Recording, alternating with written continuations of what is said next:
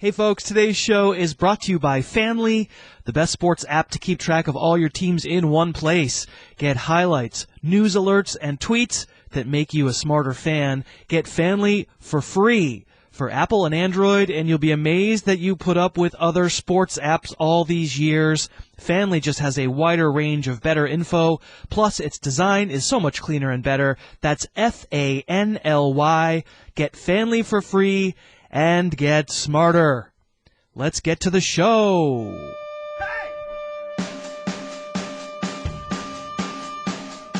It's the Harris Football Podcast with your host, Christopher Harris. All right. Let's do this. I am Chris Harris.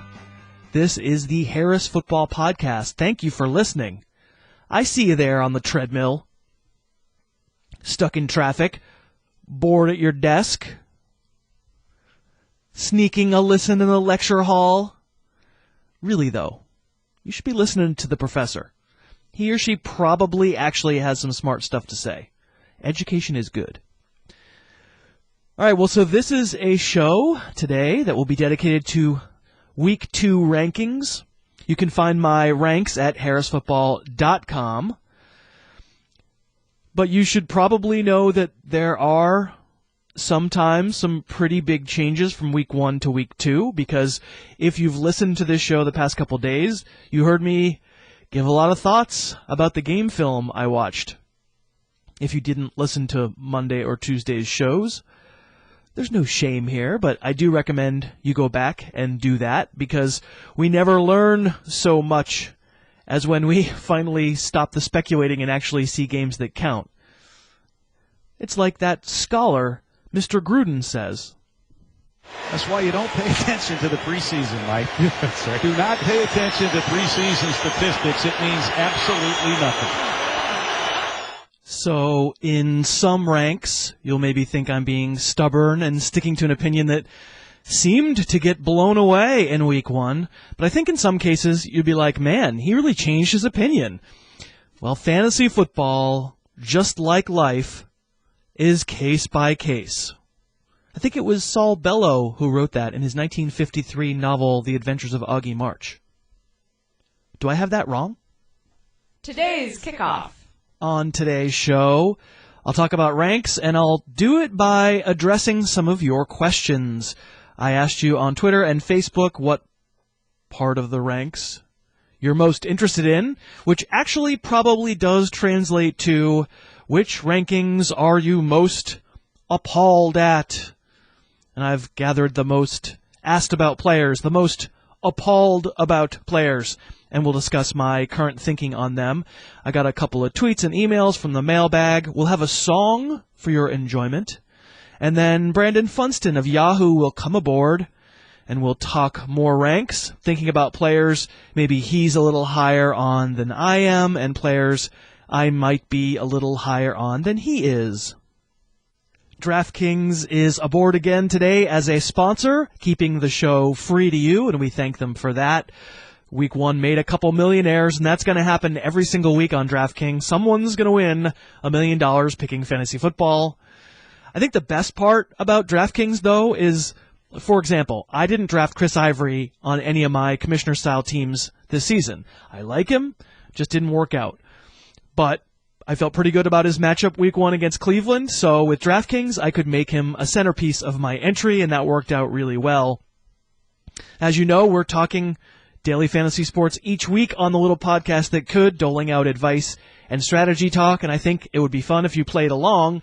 Plus, if you go to DraftKings.com right now and use promo code Harris, you'll get a free entry to try it out, and what's better than free? Go to DraftKings.com, use promo code Harris. One of the most asked about players on my Twitter feed, at Harris Football, was Sam Bradford, after Bradford threw it 52 times on Monday night, and some folks seemed really offended that I still have Bradford in the mid-teens among quarterbacks. This, as a side note, I have to say, is a phenomenon that never ceases to amaze me, that people see my opinion on these matters and feel compelled to respond with, "You idiot, how could you say that?" as though the fact that I have an opinion counter to their own is somehow intrusive and upsetting. It's just my opinion, people. But so anyway, Bradford, yeah. Did I miss something? Did Sam Bradford play great against what I suspect might not be a very good Atlanta defense? Yeah, as I mentioned on yesterday's show, he did deserve an extra touchdown on that pass to Jordan Matthews. But that interception to Will Moore was pretty hideous. Set up a Falcons touchdown before halftime. Bradford came out rusty. He was better in the second half, but I'm not ready to say he's an elite player yet.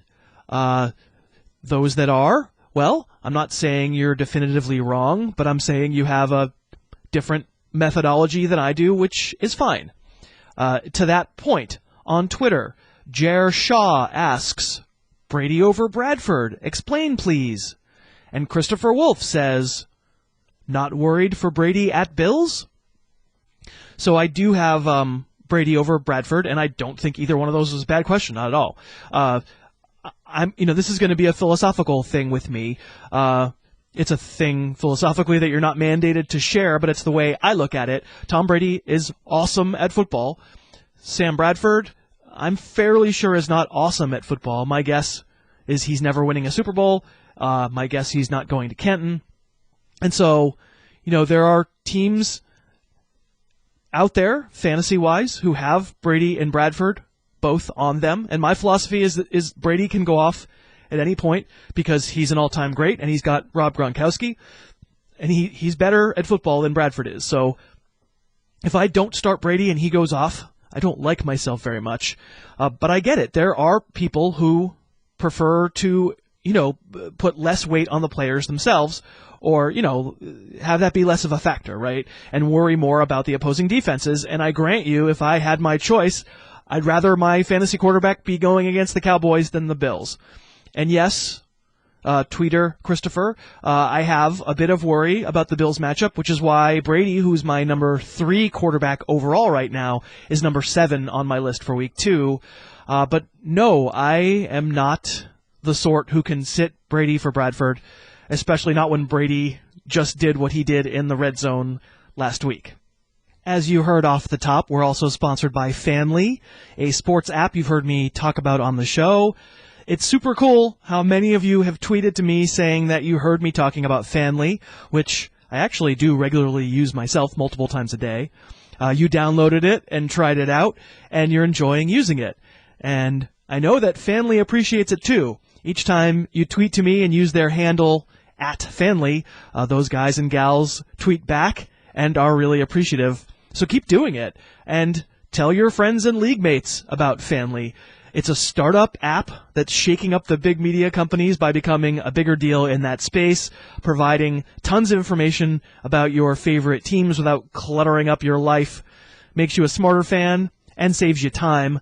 Tweet to @Fanly and let them know, and then tweet to your followers too and tell them Fanly works for you. That's Fanly. Get it for free for Apple and Android. Fanly.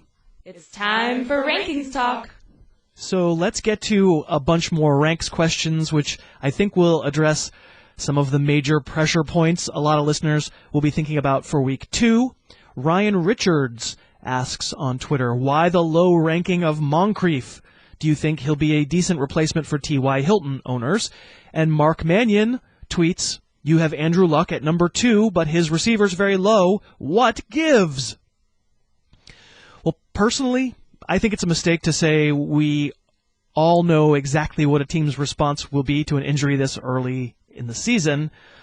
There seem to be many folks who are sure that if T.Y. Hilton misses Monday night's game, which if you listen to Will Carroll Tuesday on this show, is not an absolute certainty, they're sure that Dante Moncrief is 100% to replace Hilton's production.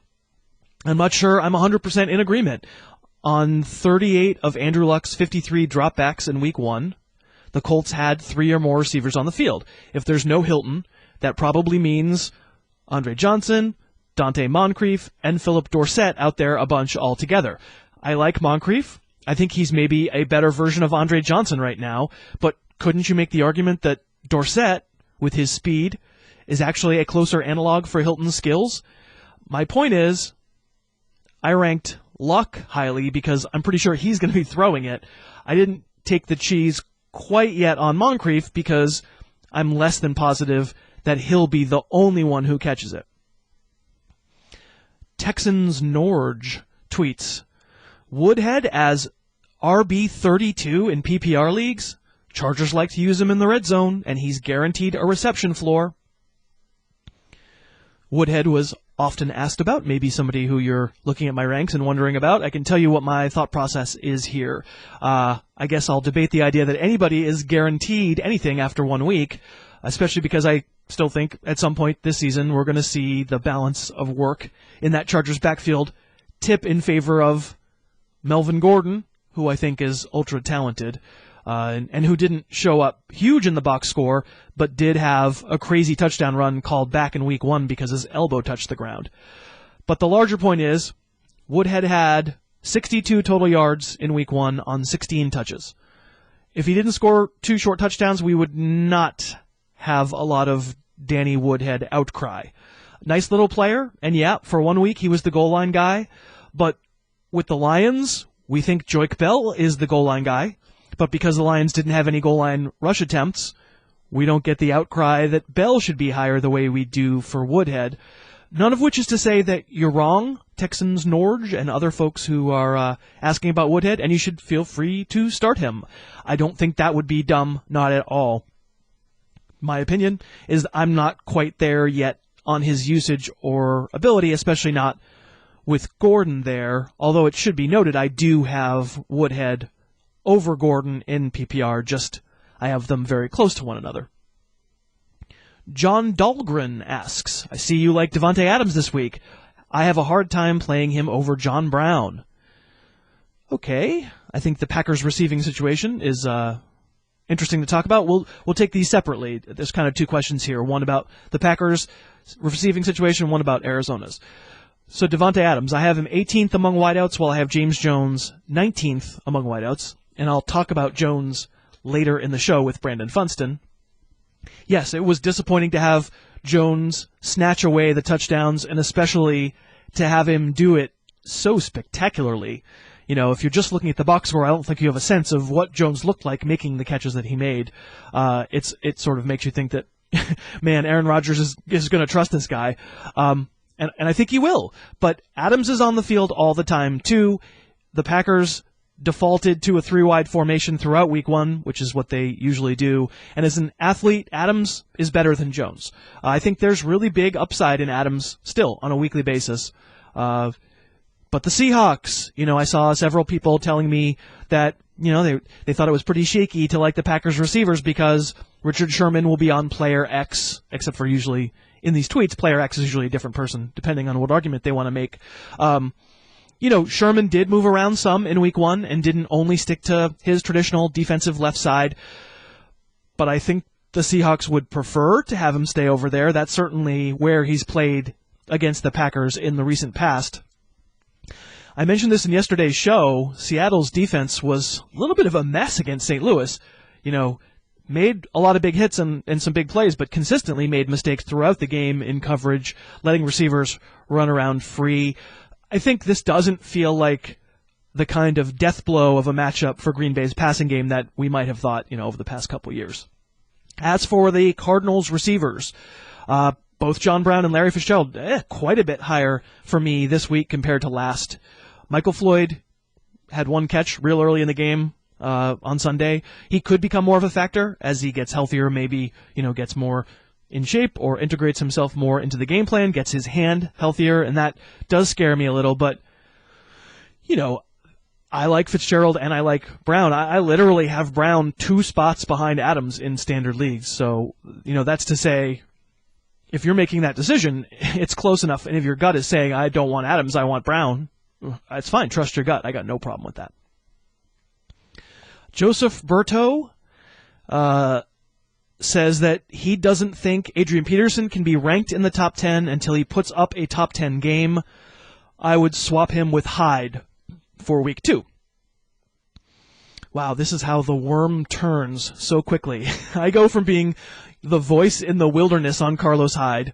All right, not quite the wilderness. It was me and Mike Clay, and I remember back in May when I was still with ESPN. Mike and I were the only ones in the ranking summit room who pushed for Hyde to be ranked higher.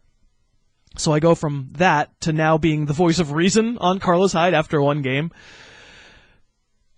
So, like, again, Joseph, this is kind of about personal philosophy. If you're the type of fantasy owner, I don't mean that disparagingly. I really don't.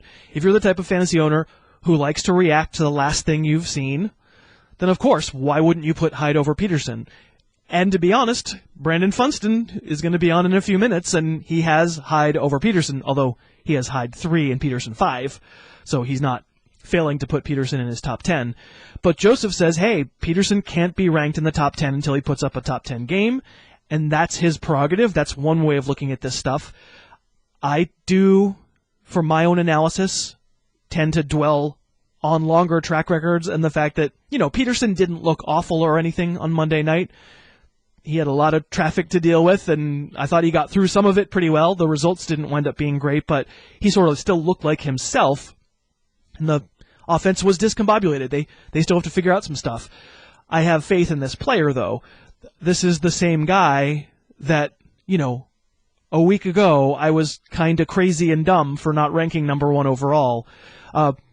Again, I want to emphasize, though, I'm not putting these arguments up as straw men.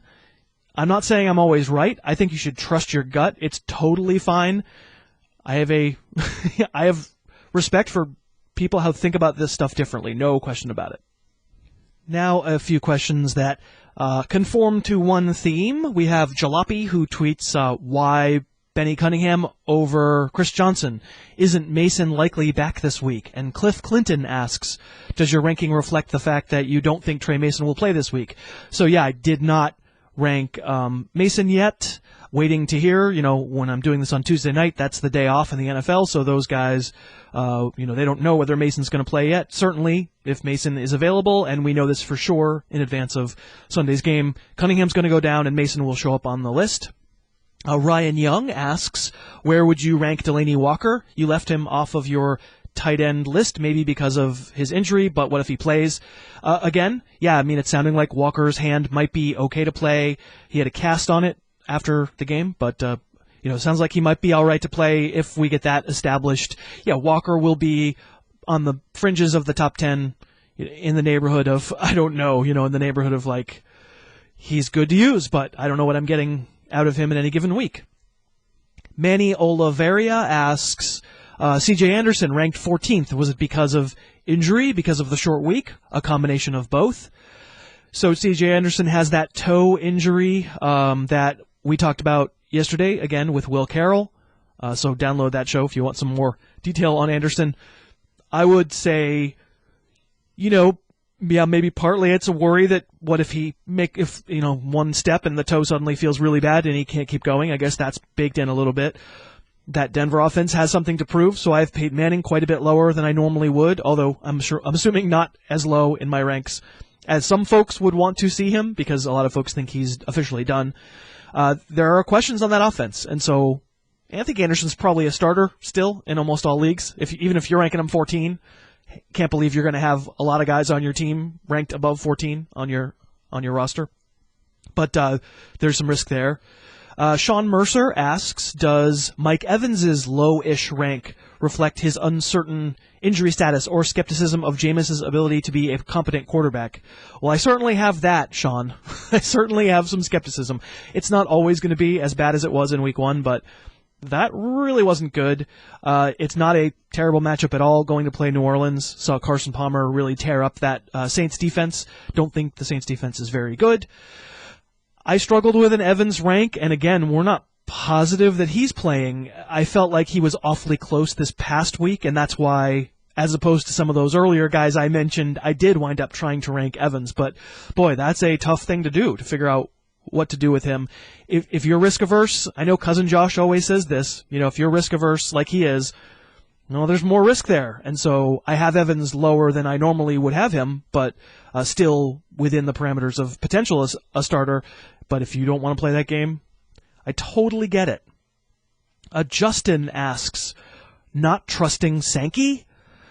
So, it's Tennessee against Cleveland, so it's a pretty good matchup. I like the fact that, as I mentioned in yesterday's show, Terrence West gets stuffed 3 times from the 1. The next time Tennessee gets a chance from the 1, Sankey gets to take it himself and scores. So we like guys who potentially are their own goal line backs. But yeah, I mean, Sankey had holes to run through in that Cleveland game that I mentioned it yesterday. In that Tampa Bay game, that I think I could have maybe not scored on, but people would have been asking fantasy questions about me. They'd be like, hey, this Harris guy, he looks really slow and small and not quick, and 0 inertia explosiveness is 0. But look at those numbers. Shouldn't he be ranked 30th? It was a very bad performance by that Tampa defense. So I would say I got to see it again out of Sankey before I get super excited. He's higher in my ranks for sure this week. But no, I'm not trusting him as though he's somebody who has a longer track record. Finally, Martin Oropeza on Facebook says, I know it was Gronk and Brady, but that Pittsburgh defense gave up 4 tight end touchdowns. No extra love for the Niners tight ends? Again, I think, you're sensing a theme here where some folks, and again, I just want to emphasize, I am not making fun of this opinion. Some folks are way more about the matchup. And I sometimes about the matchup for sure, but not as much as some folks. Like, I would never use the transitive property and say, this super unbelievable elite tight end just scored some touchdowns against this defense, and that means Vernon Davis, who hasn't been a super elite tight end in, a year and a half probably, is a good fantasy bet.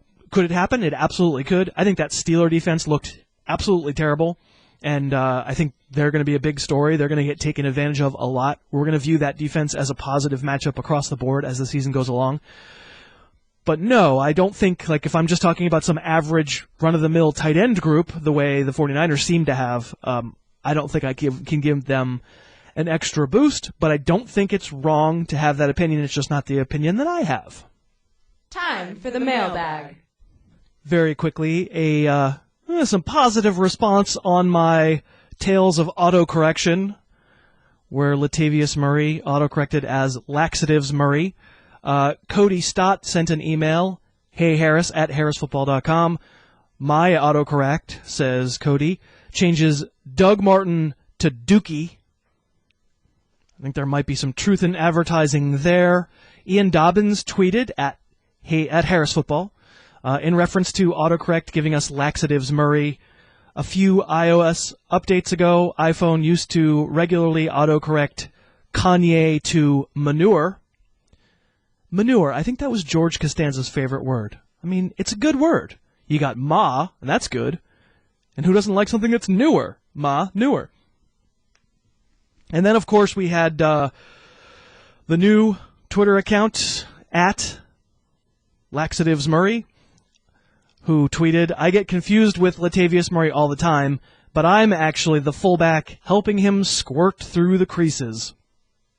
Yuck.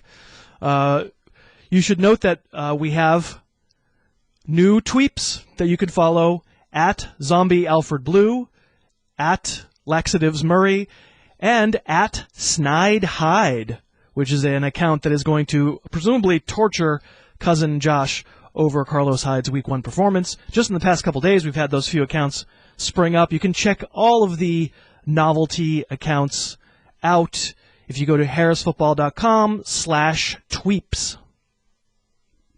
Oh, yeah, and by the way, fake Morgan Freeman, we want a voicemail from you. Come on, man. Harris's music digression. Today's digression comes from a band called Somebody Still Loves You, Boris Yeltsin. They've actually been around for more than 10 years. They're from Missouri. Power pop, I guess I would qualify them as. I've liked them for a while. Their new record is called The High Country, and we thank them very much, Someone Still Loves You, Boris Yeltsin, for letting us use this song, which is called Line on You.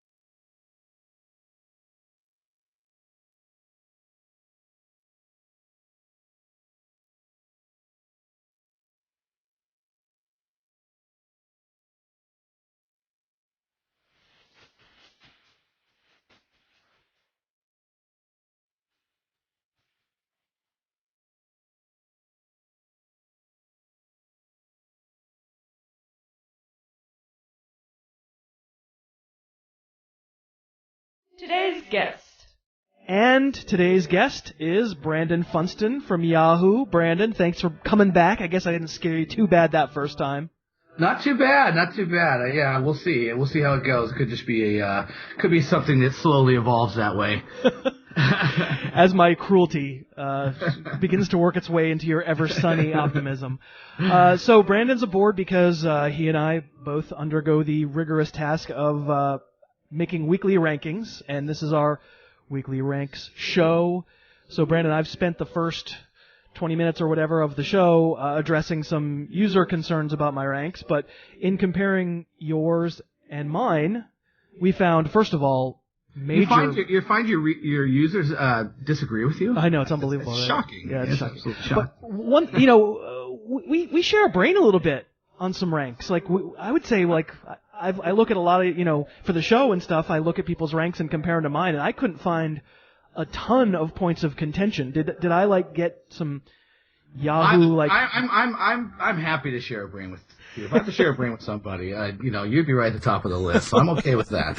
I think I got some. I think many years ago I got some Yahoo magic in your system. dust, yes, on me. But we did find some points of players where, listen, I mean, neither one of us is going to say the other one's wrong, but we just had curiosity about, hey, you're higher on this guy than I am, or I'm lower. So we thought we would run through some of those kinds of players. And first on my list, a disparity in our ranks was Cam Newton. I have him 8th among quarterbacks, and you have him 19th among quarterbacks, and that obviously would be the difference between potentially starting your second QB against the because Cam's playing against the Texans. What was your logic in not thinking that Cam's a fantasy starter for week 2? Yeah, well, part of this is just that, I'm looking at my top 10 rankings at the quarterback position, and you have guys like Carson Palmer facing the Bears and Eli Manning facing the Falcons. And I just, there was enough matchups that I liked with good quarterbacks that I had a hard time really figuring out a place where I could even put Cam. But, I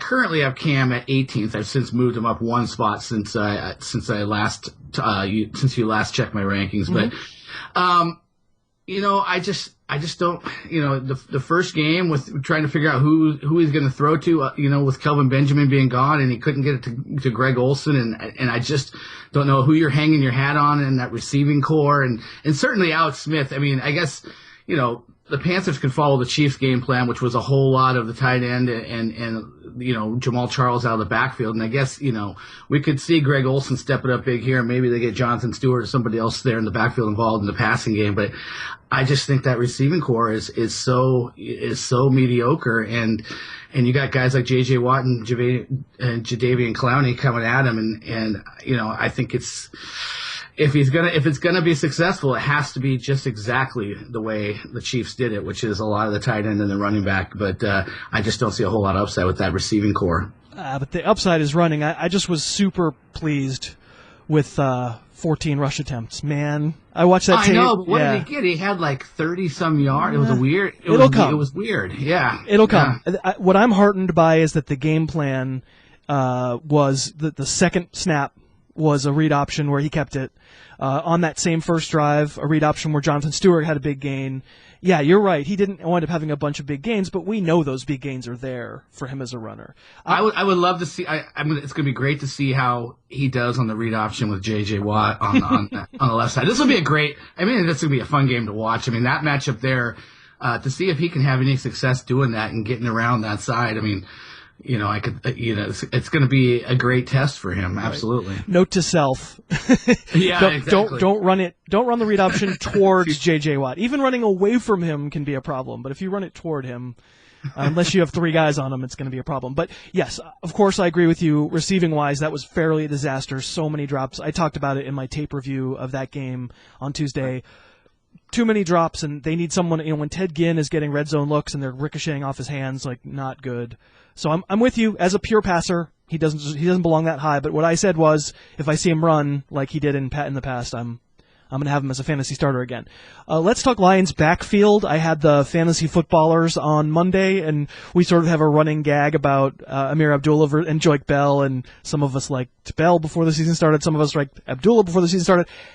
after week 1, it's tough not to say you'd rather start Abdullah, but man, you have him at number 10. What the heck? Well, it's part of it is just my belief that even though they say that they came out after the game, Jim Caldwell saying that that's the kind of role that they envision for him going forward. I feel like they needed to get the ball to him more in that game, and they might have won that game. He had a 30-yard play, a 20-yard play. He's the guy that's making plays for them in that game, and there just needs to be a bigger role there. So, look, I like both of those guys because that Monday night game against Minnesota, San Francisco absolutely dominated on the offensive line, and they were just blowing the edges up. And Carlos Hyde, he had a lot of yards after contact, but he also that contact was coming downfield a lot of the time because the Niners were just dominating the Vikings. And part of that I think is the 49ers are going to be a really good run blocking team, but I think the Vikings really have problems up front, and I think the Lions should be able to exploit that. So I can see Abdullah having a couple big plays here as well. I think he's going to get at least 12 to 15 touches, and I think that might be good enough for top 10 upside. But part of this, I'll admit, is just me believing that the Lions know that they need to maybe give him a few more touches than what they gave him. Yeah, I think they're going to do what they did. And, if Bell gets goal line looks in this past game, we would be saying, well, split job, but because nobody got tackled at the one. Right. I still think split job, basically. To be fair, so you have Joique Bell 30 among running backs, so he's not completely out of the picture for you. I have Abdullah 21 and Bell 24, so I'm basically lumping them right together.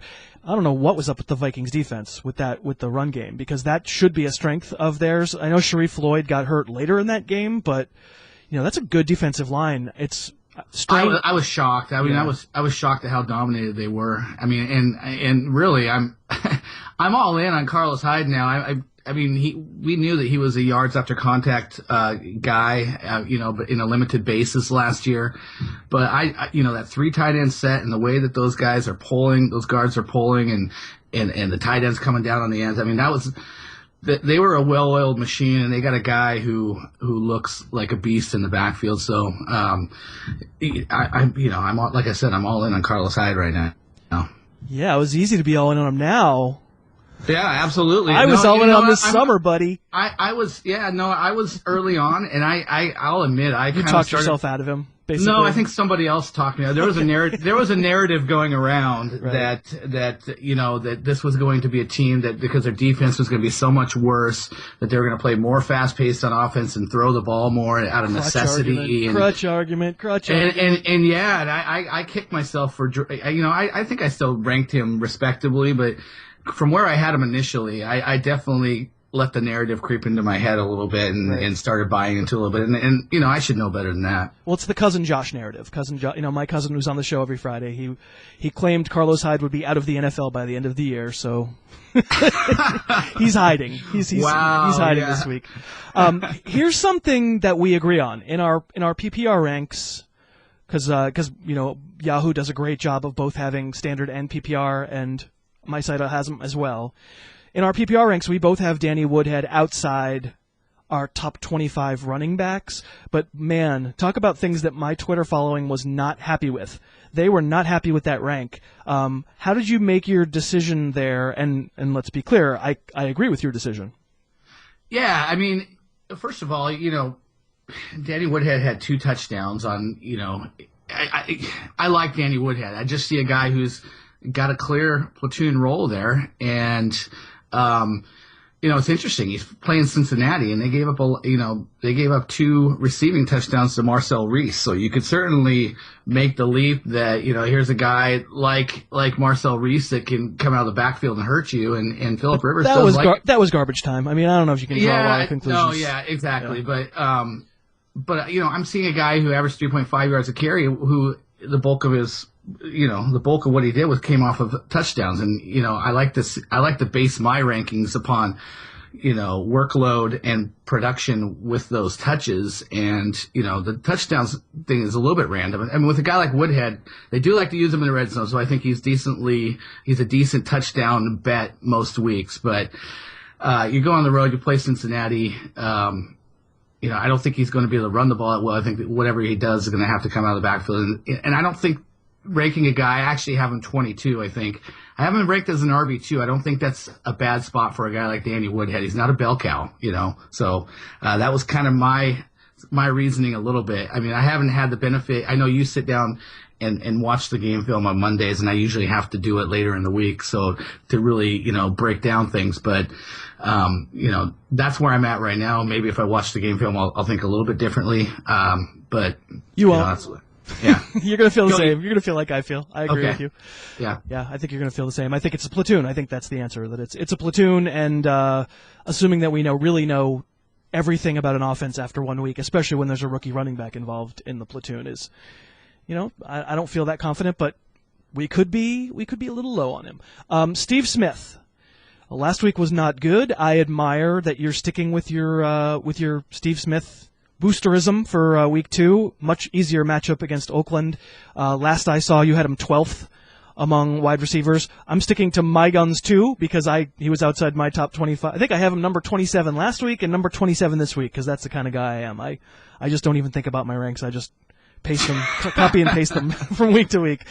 Tell me about your Steve Smith thought process. Yeah, well, last week I had him outside my top 35. Oh, you did? Oh, I did. Yeah, he was He was a bust for the week for you. He was a bust for the week call. for me, and I think that was pretty easy. I mean, you had a team in the Broncos that, one of the best at getting after the quarterback. They don't give the quarterback time to sit back, and then you have Chris Harris. How can Chris Harris not be great? And Aqib Talib. You got 2 really good corners, and I think Denver's one of the best defenses in the league. That showed out in week 1 so far.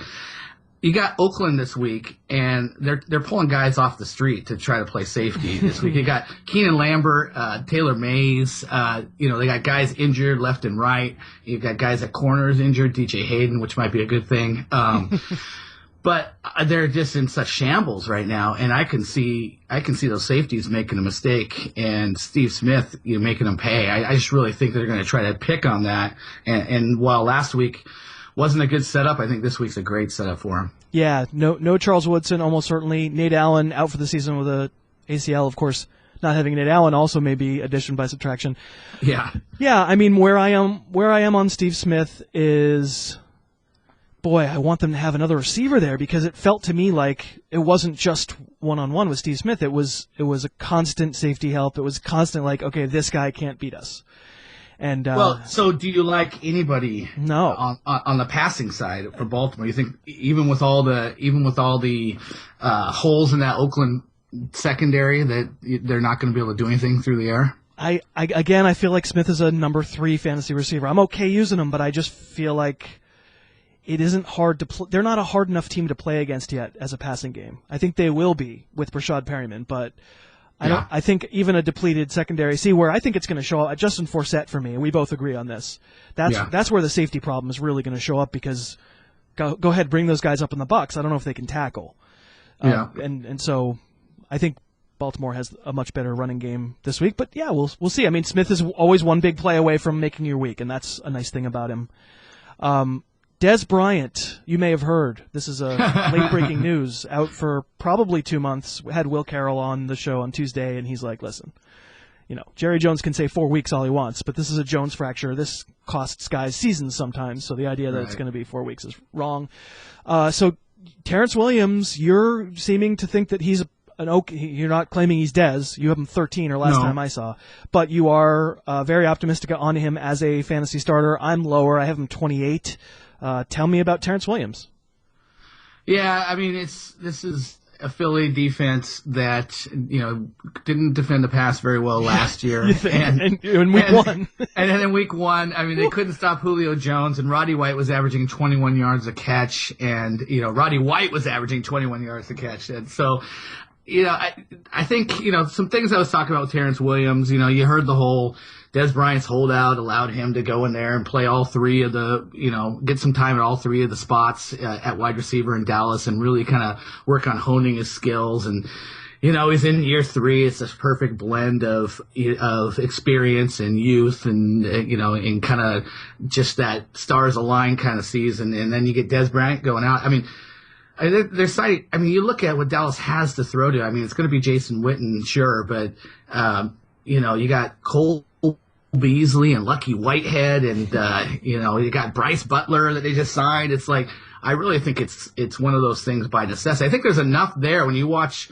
the way that Tony Romo used Lance Dunbar and Joseph Randle. I think there's enough there for the defense to think about, that they're not going to just be able to clamp down on Terrence Williams, bracket him, whatever they want to do, and just say, hey, this is the only guy that's going to hurt us. So I think he's going to have some opportunities to make some big plays. 13 is a little bit aggressive, but if this, anytime Philadelphia is playing someone, you expect the pace to be quick, so you expect there to be a lot of plays happening. So I like Terrence Williams' upside in this game. Yeah, no question he's upside. Here's what I've thought has been missing from Terrence Williams, and he went on a roll in the playoffs last year. Like those two, at the end of the season, I think week 16 and then week 1 and week 2 of the playoffs, he was tough to stop. But and I'm with you. I don't think any defense goes into any game thinking we have to bracket Terrence Williams as the number 1 receiver. They're going to be thinking about the run first. Yeah. So I'm with you. You made a lot of really great points about upside there. What I've thought was missing from Terrence Williams is any semblance of physicality. Yeah. And, for me, a fast, tall kid who hasn't shown that he fights through coverage, who hasn't shown that he particularly is a sharp route runner to be where the coverage isn't. Byron Maxwell has a lot to atone for, because Julio Jones absolutely took him out to the woodshed. And I have Terrence Williams as a top 30 fantasy receiver, but for me, that's the proof that needs to be shown, because what does Dez do?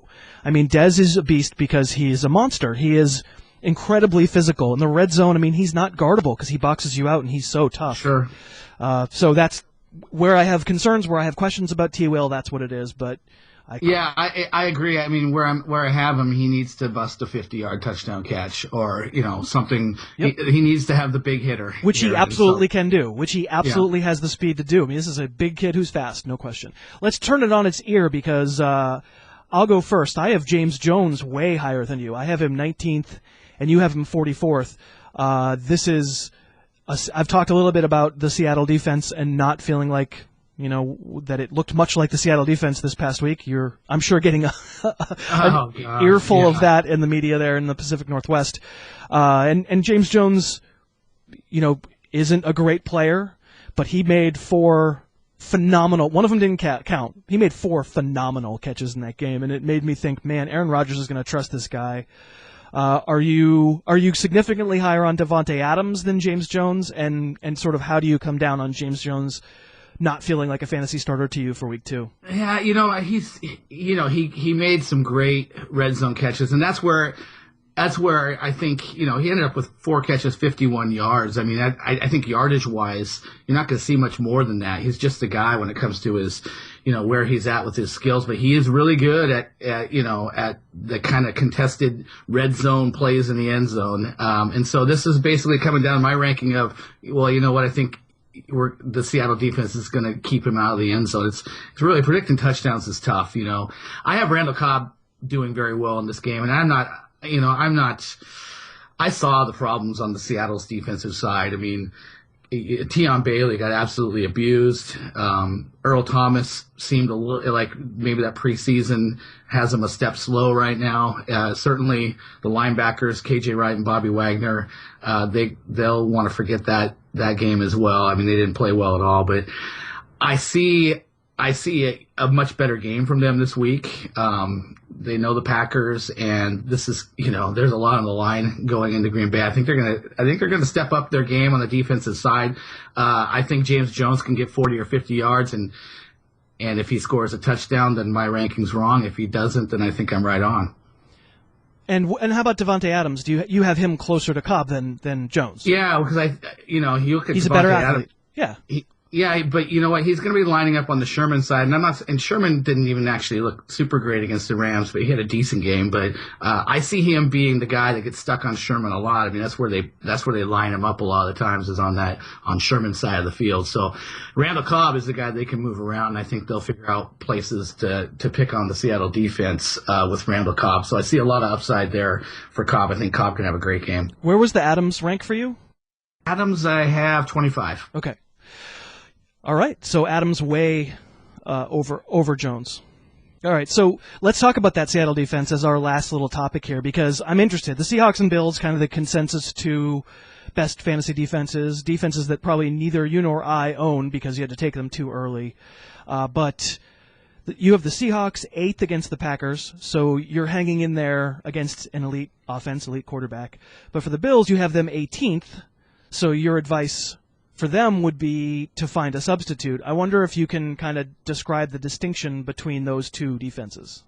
Well, I think, with the Bills, Brady's, he's used to going into Buffalo, into that environment. And, it's Rex Ryan now, so it's almost like going into, what used to be New York for him. But I think the way that the Patriots are set up right now, they're kind of on offense, they're not the kind of offense that's going to be overly generous to the defense. They're throwing a bunch of short passes. They're going to work Julian Edelman and Gronkowski, and they work Deion Lewis out of the backfield. They don't got Brendan LaFell there. They don't really have any sideline threats. They're not even really taking chances deep or on the sideline. Brady doesn't have to sit in the pocket very long at all. Now you get LeGarrette Blount back to kind of get that smash mouth running game going a little bit. I can see this being a low-scoring game without a whole lot of turnovers. So on the Buffalo side, I just don't see a lot of upside for that defense because I don't think they're going to get a lot of sacks, and I don't think they're going to get a lot of turnovers. On the Seattle side, I have to factor in, as much as it's, what are you going to get from Tyler Lockett in terms of return TDs? You're going to get maybe 2 or 3 on the year, and that's going to be a great year, right? But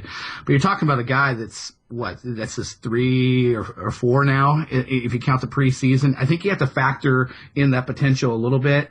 And then I think that, Seattle's going to be able to get at Aaron Rodgers a bit. I can see them having a decent amount of sacks in this game. And, their defense was opportunistic in the first game as well. So I just, So basically it's the footy pajamas. It's the Seahawk fan in you that's coming out. Yeah, well, not really. I'm just a little kidding. bit. I got to learn some of your lingo, the footy pajamas. I like that. Got your Seahawk footy pajamas on. Oh, the podcast listeners know all about the footy pajamas. We even have this drop. Break out the footy pajamas. So I actually have Seattle right where you have them. I have them 8, but I do have the Bills 7. So I'm sticking with both of them just based on the talent thing and not being able to go game flow. What do you think about my assessment of that? Though, do you see some upside there that I don't? What can you see happen differently? They've sacked the heck out of Brady, in recent times. We're not going to look at Week 17 from last year because Brady barely played, but right. They've definitely gotten to him in the past. Mostly, I'm going to take a good defense. I think they're a good defense. In a vacuum, they would be 1 and 2 for me because they're playing good offenses. They're 7 and 8 for me, but they're not going to go lower than that because I think they're talented. And I'm not going to try to predict game flow, but you might be right on game flow. I definitely can't. Yeah, it's a tough one. That's a tough one. I hear you. Well, Brandon, thanks very much for coming back on the show, from braving the waters for a second time. I hope people will follow Brandon. You have to tweet more. I know. You know what? You're busy, but you got to tweet more. I hear you. Do I have to, though? Do I have to tweet more? Well, now that I'm telling folks... Tell me how life changes. People should follow you on Twitter. Now that all of my audience, the giant thousands and thousands of people are going to be following you at the number 1 BEFUN. That's 1BFun. People are going to follow you there, and boom, you'll have to tweet constantly. Great. Thanks a lot, Chris. I appreciate that. Thanks for coming on, Brandon. I hope you have a great day. Yeah, have a great week, too. We'll talk to you on the flip side. Thanks, Chris. That's our show. Remember, every Thursday night, an hour before kickoff, I'll be doing a video chat live, answering your lineup questions in real time. Just check my Twitter feed for the link, or, you know what? Just tweet to me as soon as you hear this, anytime. Just tweet to me and ask me for the link. I'll get it to you, and that way you'll remember. You'll be able to win prizes and enter a DraftKings League with me for Week 2. Thanks again to Somebody Still Loves You, Boris Yeltsin, for letting us use their great song. Hope you will check out their music, download some, send them a little scratch their way. Tomorrow, more about your lineups. We'll be doing some flexual healing to get you ready for Week 2, as well as some DFS talk with Craig Clark. Thank you again for listening. Could not do it without you. I hope you have a great rest of your day, and I will talk to you tomorrow. The Harris Football Podcast's opening theme is Under the Gun by Apex Manor. The end theme is Tooth and Claw by OU Villain. Subscribe to the Harris Football Podcast on iTunes and never miss an episode.